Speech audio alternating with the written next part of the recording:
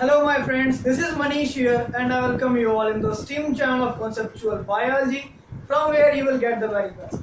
Guys, today we're gonna have a discussion upon the topic of ways of cell division which frequently occurs in the plants and very rare in animals, that is periclinal and anticlinal divisions. Guys, it is an important topic which will let you to have a good command on the specialized topics of cell divisions in plants, which especially occurs in bryophytes and pteridophytes. So my friends, please be attentive, and before proceeding further, you should ensure that you have subscribed to this channel for more conceptual and interesting videos. Now let's move on to today's topic of video session. Yeah my friends, as we were discussing about periclinal and anticlinal division, and before proceeding further, let me tell you, as I always suggest you to have actual focus on the biological terms, and all the biological terms refers itself to any definition. Let's see how it is. Here, as you can see, it is written as peri. Peri means half. In biological term, peri refers to half. इसका आप example ले सकते हो, refer कर सकते हो. जो आप टेक्सोनॉमी पढ़ते हैं तो वहां पर हम पेरीगाइनस का इस्तेमाल करते हैं. पेरीगाइनस एक टर्म होता है, आप लोग को पता होगा. Perigynous, this means half superior और half inferior ovary. Same peri is over here, that means it is half. तो इसका यदि हम एग्जाम्पल ले लें कि सपोज कोई ये प्लांट सेल है, ओके, प्लांट सेल है. इस प्लांट सेल का यदि हम छोटा सा पार्ट बनाते हैं तो ये बिल्कुल इस तरीके से पैरेलल बनता है, ओके. और यदि ये इसको हाफ इस तरीके से क्रॉस करता है या फिर इस तरीके से इसकी सेल डिवाइड हो रही है, ये इसको हाफ बना रहा है, तो this is called as peri. तो इसी को हम पेरी कहते हैं. और ये हाफ है. और इसके साथ साथ आप ये चीज और देख रहे हो कि ये ऊपर वाला सरफेस और लोअर सरफेस इस लाइन के बिल्कुल क्या है, parallel. Okay, this is all about the periclinal division. Now comes about the anticlinal. मैं अभी आपको डिफाइन करके बताऊंगा, मैं बस अभी शॉर्ट में दिखा रहा हूँ कि आपको इसको किस तरीके से आप रेफर करके पढ़ सकते हो. एंटीक्लाइनल में देखो, जैसा कि ये टर्म एंटी है, anti itself means that it is showing that opposite. इसका मतलब ही है कि ये किसी न किसी अपोजिट चीज को शो कर रहा है. That's why it is named as anti. Anticipate करना और बहुत सारी चीजें हैं. तो जैसा कि सपोज ये एक सेल है, ओके, एंटी. आप देखो ये जो लाइन जिस तरीके से ड्रॉ हुई है, इस लाइन को हम हॉरिजॉन्टल लाइन भी कह सकते हैं, okay. Then opposite of horizontal line will be vertical होगा ना. यदि ये horizontal है तो horizontal का opposite क्या होगा, vertical होगा. तो ये लाइन जो होगी वो vertical होगी, या vertical के अलावा इसको आप क्या कह सकते हो, perpendicular कह सकते हो.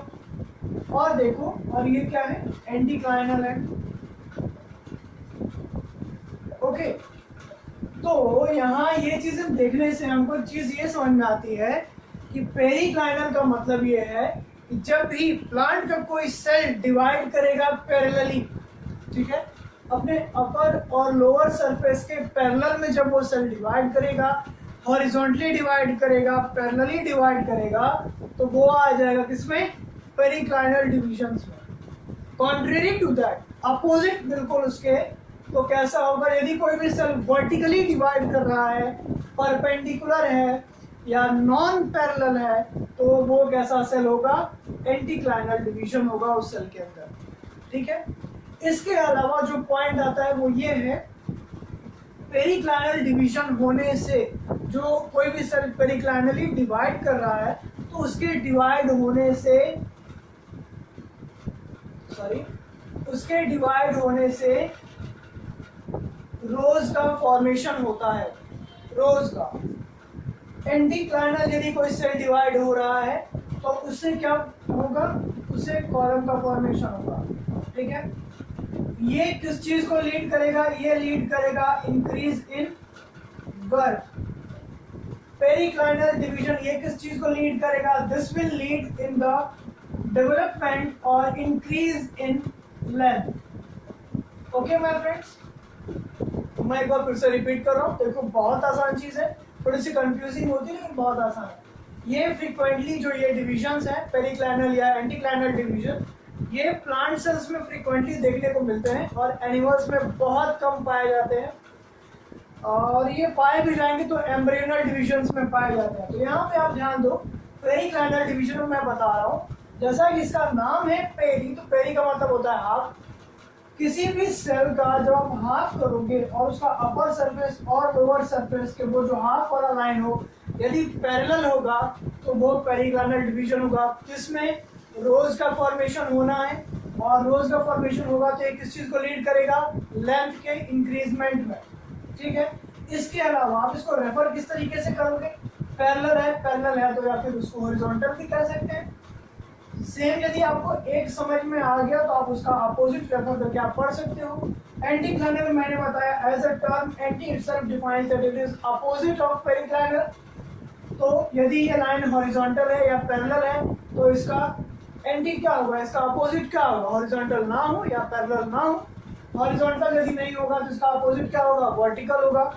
और यदि ये पैरेलल है तो यहाँ पर क्या होगा? ये नॉन पैरेलल लाइन होगा और ये परपेंडिकुलर होगा। तो ये एंटीक्लाइनल में होता है। एंटीक्लाइनल में जब भी सेल्स डिवाइड करते हैं तो फॉर्मेशन होता है कॉलम का। और मैं ये आपको बता दूं कि बच्चे रोज और कॉलम्स में भी कंफ्यूज होते हैं। तो रोज किसको कहते हैं और कॉलम किसको कहते हैं ये मैं आपको बता रहा हूँ। 1 2 3 ये होगा रोज और ये होगा कॉलम।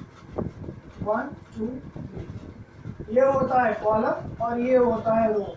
ठीक है, रो हमेशा इस तरीके से जाता है, कॉलम हमेशा इस तरीके से जाता है। तो ये चीज़ आप हमेशा ध्यान रखिएगा और बहुत इजी है। और I think I expect that कि आपको ये समझ में आ गया होगा।